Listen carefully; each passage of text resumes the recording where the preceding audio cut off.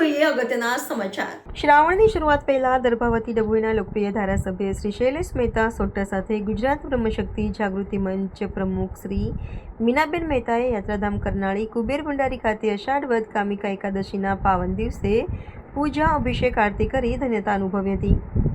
ડભોઈ તાલુકાના સુપ્રસિદ્ધ યાત્રાધામ કુબેર ભંડારી મંદિર ખાતે સમગ્ર ગુજરાત સહિત દેશભરમાંથી શ્રદ્ધાળુઓ આવતા હોય છે। કુબેર ભંડારી મંદિર દેશના પવિત્ર અને પ્રખ્યાત મંદિરોમાં આવે છે। આ પ્રખ્યાત મંદિર ગુજરાતના ડભોઈમાં આવેલું છે। એવું માનવામાં આવે છે કે આ પ્રખ્યાત મંદિરનો ઇતિહાસ 2500 વર્ષથી પણ વધુ જૂનો છે। તે નર્મદા નદીના કિનારે પણ છે। દંતકથા અનુસાર ભંડારી મંદિર ભગવાન શિવ દ્વારા બનાવવામાં આવ્યું હતું। દર અમાસે આ મંદિરે શ્રદ્ધાળુઓનું ઘોડાપૂર ઉમટી પડે છે। ડભોઈના ધારાસભ્ય શૈલેષભાઈ મહેતા મંદિરમાં ખૂબ જ આસ્થા ધરાવે છે અને દરેક કાર્ય શરૂ કરતા પહેલા કુબેર ભંડારી મંદિરે પૂજા અર્ચના કરી કુબેર દાદાના આશીર્વાદ પ્રાપ્ત કરે છે।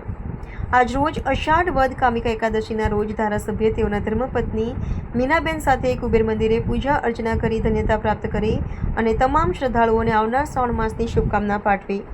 વદ 11 કામિકા એકાદશી વર્ષોના નિયમ પ્રમાણે આજે પણ કુબેર દાદાને પૂજા અભિષેક આરતી કરી કુબેર દાદા પાસે કામિકા એકાદશીનું ફળ તમામ ડભોઈ વિધાનસભાના નાગરિકોને મળે અને તમામને મનોકામનાઓ પૂર્ણ થાય એ રીતના આશીર્વાદ માંગ્યા છે।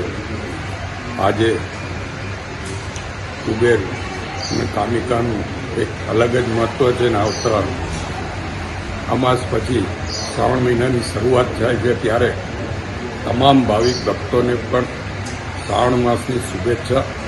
મહાદેવજી તમામની મનોકામના પૂર્ણ કરશે અને જે દર્શનાર્થીઓ કુબેરમાં આવે એમને વ્યવસ્થાના ભાગરૂપ સાથ સહકાર આપવા પણ વિનંતી કરું છું।